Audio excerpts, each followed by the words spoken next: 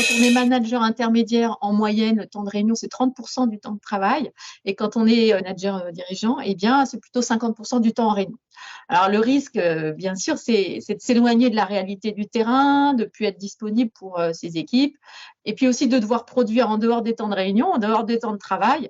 Donc, on va voir comment rendre ce temps plus efficace. Je commencerai par un exemple qui nous vient des cadors de l'efficacité. Dès qu'ils ont une tâche à faire, ils la mettent tout de suite dans leur agenda. Ils ne la mettent pas dans une liste de choses à faire. Ils la placent dans un créneau de l'agenda, que ce soit des plages de production en individuel, des plages dédiées au management, ce qui fait qu'ils ne se rendent disponibles pour des réunions qu'en dehors de ces créneaux qui sont déjà bloqués dans l'agenda et non l'inverse. Et donc, cette logique limite le temps de réunion à ce qui reste disponible dans l'agenda. Et donc, ça amène forcément à les faire plus courtes. On démarre avec une première suggestion, c'est de limiter les réunions que vous allez faire avec vos collègues aux seuls sujets qui réclament du collaboratif, des échanges qui nécessitent d'embarquer, de partager, de négocier, de co-créer, de réfléchir à plusieurs. Tout le reste, tout ce qui n'est pas collectif, vous pouvez sans doute le faire autrement qu'en réunion. Alors, par exemple, si vous devez faire un point d'avancement sur un projet ou partager de l'information, vous allez peut-être privilégier une alternative à la réunion du style d'envoyer un mail avec une synthèse graphique ou une courte vidéo présentant les résultats.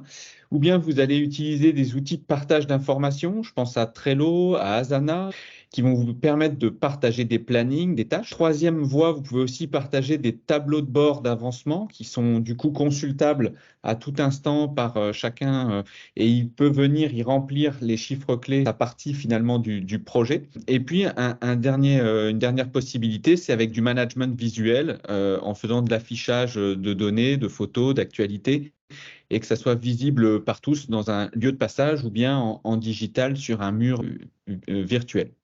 Et donc, l'idée, c'est de ne plus redescendre de l'information en réunion.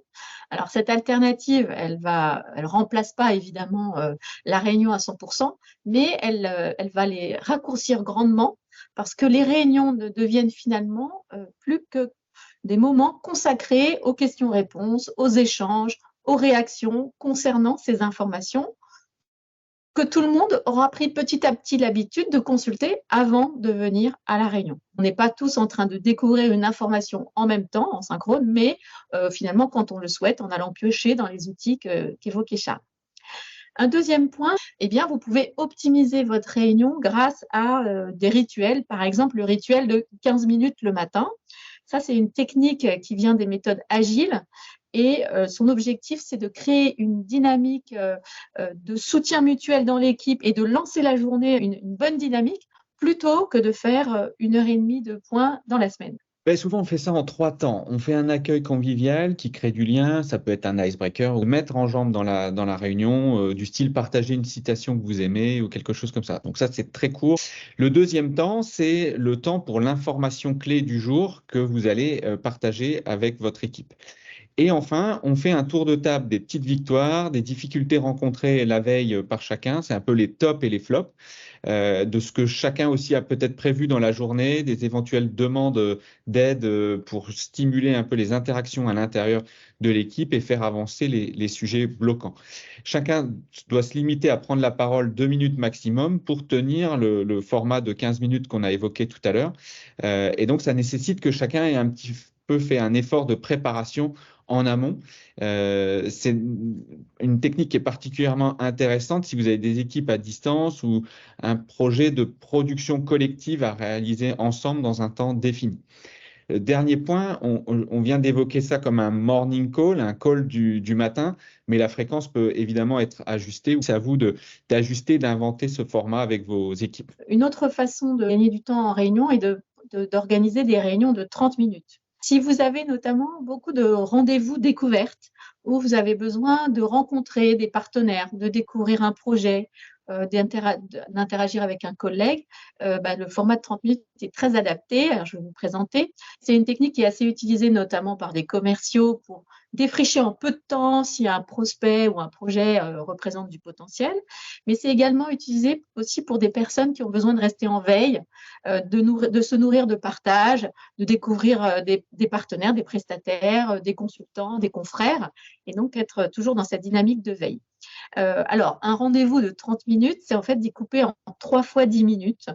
2 fois 10 minutes où chacun se présente et présente ses enjeux, pourquoi il est là, son projet en 10 minutes. Donc, ça nous fait 2 fois 10 minutes. Et dans les 10 dernières minutes, eh bien, vous décidez conjointement s'il faut poursuivre de nouveau par un autre rendez-vous et caler un autre point, ou si les 30 minutes ont suffi pour répondre à cet objectif fixé.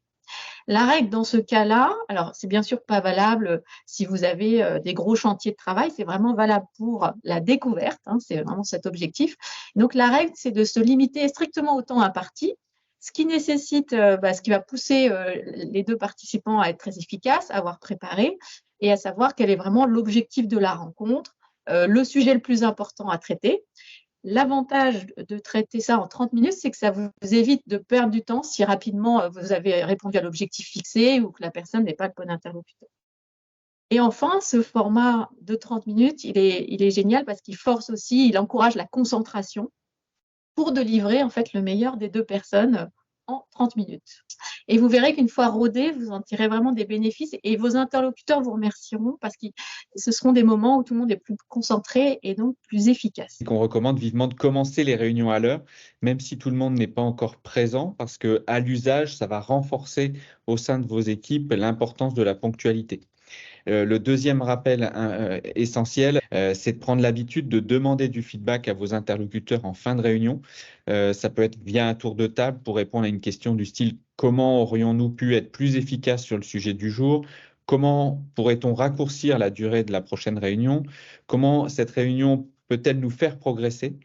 Avec quoi a-t-on envie de ressortir de cette réunion? Bonjour, en fait j'ai l'habitude de faire des ordres du jour qui sont peut-être un peu plus longs que les autres parce que je vais mettre un peu plus de détails et notamment j'ai l'espoir que lors de la réunion, toutes les réponses que j'attends en fait soient préparées au préalable et comme ça on a juste un échange assez formel et on n'attend rien d'autre. On a un grand panneau central devant lequel tout le monde circule et ça permet aussi de ne pas prendre trop de temps aux uns et aux autres et tout le monde le voit.